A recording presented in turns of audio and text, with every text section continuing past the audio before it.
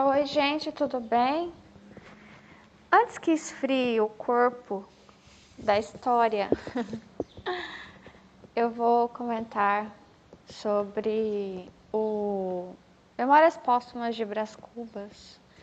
Só que eu vou colocar isso no Falando de Deus. É um assunto chato, né, de se falar. Mas vamos falar sobre isso. Sobre prostituição, tráfico humano, enfim. E outras coisas mais, se eu conseguir. Hoje aqui é sexta-feira, à tarde, 13h52 ou 14h52, dependendo em que estado você está. 2h52 da madrugada no Japão. Eu sou Melissa, sou ex-decassegue, sou escritora, sou leitora, muito antes leitora, amo ler. Eu sou autista, superdotada, tenho hiperfoco. Vou dizer que um primeiro hiperfoco meu é Deus. Eu vejo Deus em tudo, nós temos que ver Deus em tudo. Não dá para separar Ele das coisas, né? Para que a gente não se torne hipócrita. A última história que eu li para vocês sobre o Brás, né? O Brás Cubas e a Marcela. A Marcela era provavelmente ali uma garota de programa de luxo, né? Então ela não era uma prostituta, né? Ela era alguém que se relacionava por interesses financeiros. Ela vivia disso, né? E ela era alguém, uma mulher da alta sociedade, por isso eu disse, não era uma prostituta. E nem era também como, por exemplo, a mulher samaritana. Nós não podemos colocar essa mulher como mulher samaritana, que a mulher samaritana ela se esconde. A Marcela não se esconde. Pelo contrário, ela é aceita, né? Ela é uma mulher orgulhosa do que faz e que todos ao redor, ela bem se relaciona com todos. Então, mulher samaritana é outra coisa. Alguém ali da ralézinha, né? Ela não é da ralé. Essa história de uma mulher que não é da ralé. Ela não tem problema de autoestima, ela não tem problema de não se relacionar. Ela se relaciona, ela tem empregados. Ela vive bem, ela é bem aceita, ela está lá no meio.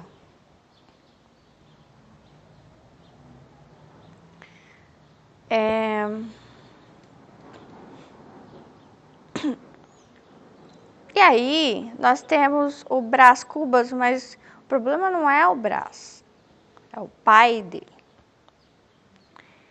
Na época, ele ainda era menor, ele tinha 18. Na época, a maioridade era 21. E nós temos que ver que 18 naquela época não é como os 18 de hoje. Eu lembro quando eu tinha 18. Nossa, não. Se pegasse eu com 18 e uma menina de 10, acho que hoje, já sabia muito mais que eu. Sabia muita coisa.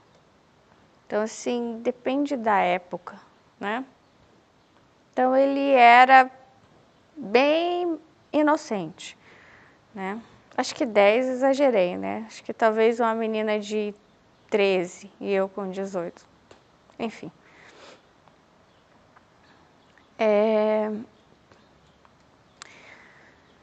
E o pai dele? Então, o pai dele. Os pais eles são muito culpados, entendeu? Os pais. O pai e a mãe, mas se é um menino, principalmente o homem, o pai. E aí, quando ele fala da Marcela, eu entendo já que ela é uma mulher da alta sociedade que se relaciona sexualmente por dinheiro. O pai dele diz: ah, tá tudo bem, ele é um garotão, eu também fui um garotão. Ou seja, ele passa a mão na cabeça, sabe? Ele tem até orgulho de dizer para os amigos: ah, eu fui assim também, para dizer o quanto que ele era másculo, né? E ele diz que ele aprova e ele paga, né? Essas idas do filho dele à casa de Marcela. Marcela também promovia jantares com outras também que de certo faziam a mesma coisa, né? E só que com o tempo isso sai do limite, né? Ele começa a gastar não só o que ele tem, não sei se ele ganha mesada, muito provavelmente, porque é um rapaz da alta sociedade. Ele passa a assinar dívidas. Ele compromete a própria herança dele, enfim, não sei, ele fala que ele assina, né, para ele pagar depois, quer dizer. Ele começa a se comprometer, a comprometer o futuro dele. E a Marcela, toda vez que ele chega com um presente caríssimo, sempre são joias, né? Não é uma caixa de bombons, entende? Umas flores. Não é um jantar. São joias. E aí, quer dizer, que são...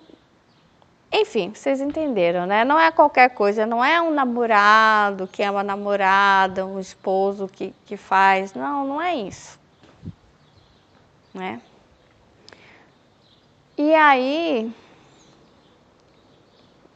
toda vez que ele vai dar um presente desses para ela, eu não sei quanto que custa uma joia. 50 mil reais.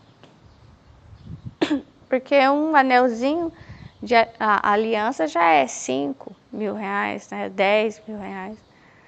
Enfim, ele dá uns presentes alvitantes para ela. E aí, ela sempre fala, né? Ai, não, por que você está fazendo isso, né? Não precisa. Enfim, ela sempre faz essa pose, né? E ela vai guardando, enchendo a caixinha dela dessas joias, né? E o pai dele descobre, né? O que ele está fazendo. E aí acaba o dinheiro dele. E aí quando ele chega na Marcela, a Marcela não fala nada, ela é poucas palavras. Ela muda, ela só muda o semblante dela. Ela tá sorrindo, ele falou, acabou meu dinheiro, e agora? Ela fecha a cara, ele diz, ela fica fria que nem um mármore. Porque ele não tem mais dinheiro. Né? Porque por mais que ela falasse assim, ai, não precisa, ela logo pagava ele com afeto, com beijos, né? Ela era muito amorosa com ele. Então ela tinha que demonstrar, né? E aí eu acho que grava na memória da pessoa, sabe? Isso na memória do homem, né? Pode acontecer com mulher também, mas enfim, grava assim na memória, sabe? Ó, eu fiz isso. Ela sorriu, ela me beijou. Daí ele tinha essa dependência com ela, emocional. Então ele fica pensando em dar outra joia para ela, para que ela continue demonstrando. Porque assim, não se torna mais, nesse caso, né? Não sei se eu vou conseguir evoluir até o que eu quero. Porque não é só sobre essa historinha. Eu queria falar em um nível mundial, mas enfim. Nesse caso, ele tem um apego em relação à Marcela, não ao sexo pelo sexo, né? Porque daí ele poderia ter outra que fosse mais barata, mas ele se apaixonou por ela. Ele ficou viciado nela. E nesse dia que ele fala, acabou meu dinheiro, ela demonstra. Por mais que, ela sempre falava que não era necessário, né? Mas o dia que ele fala que acabou o dinheiro, ela muda com ele. Ela se fecha, ela não o toca, não fala nada, fica quieta, só que fria. E ele já entende, ela não precisa dizer nada. Ele já entende que acabou.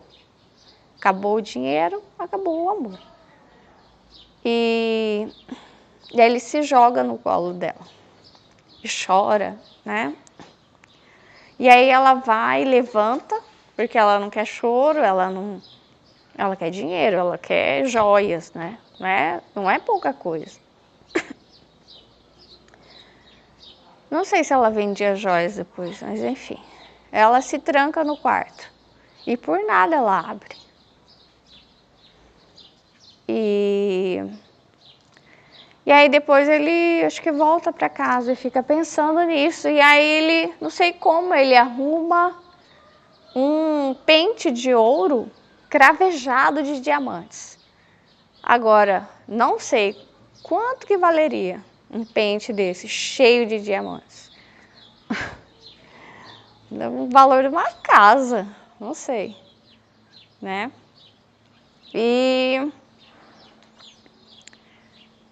aí ele vai, a hora que ela vê o pente, ela já muda o rosto dela. Já volta a sorrir, né? E daí ela chama ele de louco, né? Porque é a loucura. Acho que é a coisa mais cara que ele já trouxe. Não sei como ele se endividou, ele ou o pai dele, né?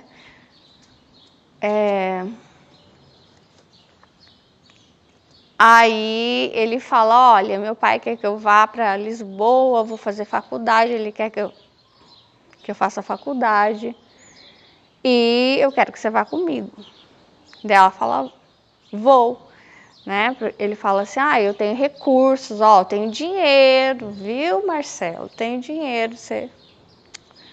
E ela fala que vai. Só que aí, como ele tinha 18 anos, menor de idade, o pai dele vai à polícia e aí combina, né, de agarrarem ele e o levarem, porque o pai dele, acho que já estava desconfiado e, de certo, descobriu, né, que ele tinha gastado mais ainda. Quer dizer, ele ia acabar com o dinheiro, ele ia acabar com todo o dinheiro do pai dele, entendeu? E aí o pai dele coloca ele no navio, né, enfim, e manda ele para Lisboa. E lá vai o Brás Cubas, né? E ele culpa tudo isso por causa de uma ideia fixa, né? É o que ele fala no início, que ele tinha uma ideia fixa que era... um remédio que ele criou, né? Para curar a tristeza. Só que a questão não é a ideia fixa em si, né? Por exemplo, para quem acredita em Jesus, você pode dizer que isso é uma ideia fixa? Eu que gosto de livros, pode dizer que é uma ideia fixa? Eu acho que muito é questão como se fosse a virtude ou a desvirtude,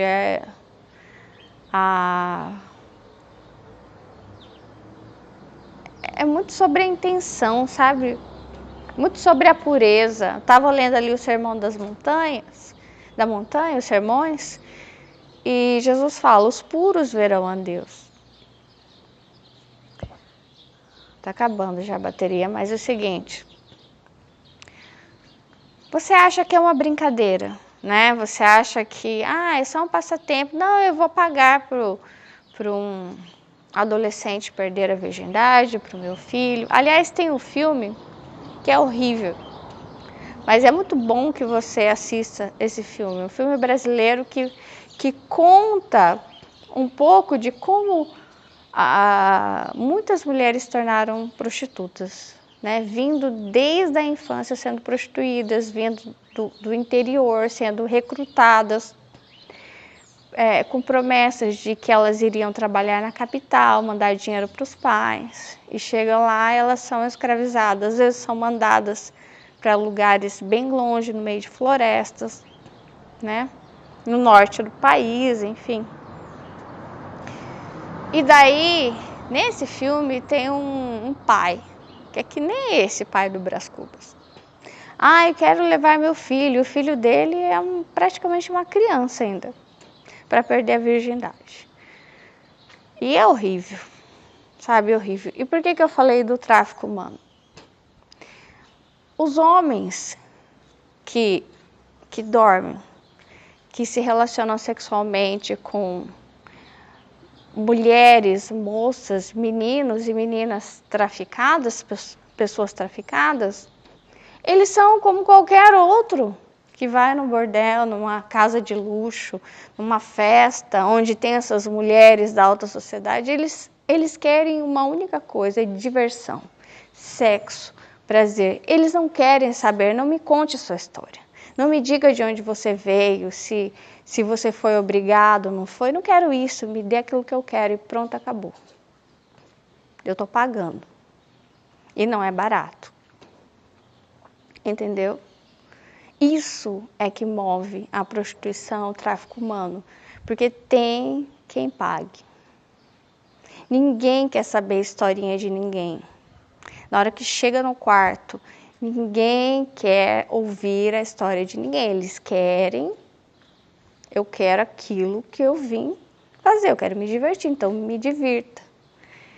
Isso em relação também a várias coisas. Por exemplo, fotos, vídeos, né, de moças se prostituindo, de todas as idades, né, na internet. Então, assim, uma das coisas que eu percebi muito, ninguém quer saber da história delas.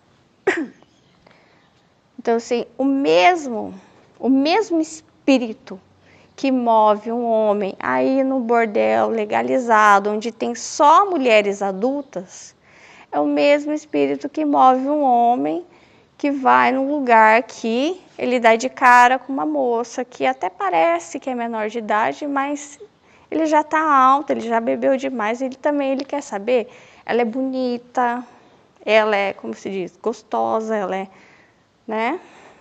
Ele não vai perguntar a idade, ele não quer saber. Ele não quer preocupação, a preocupação ele deixou na casa dele, no trabalho dele, na casa dele, enfim. Ele quer diversão só, simples. Entendeu? Então é isso.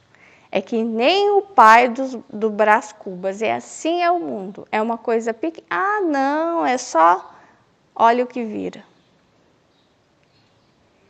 Às vezes, na casa da família, que tem uma pessoa que some e vira prostituta lá longe, vai saber onde, na Europa.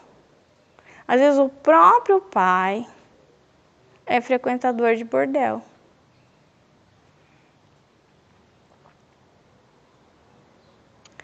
Tchau, Deus abençoe vocês.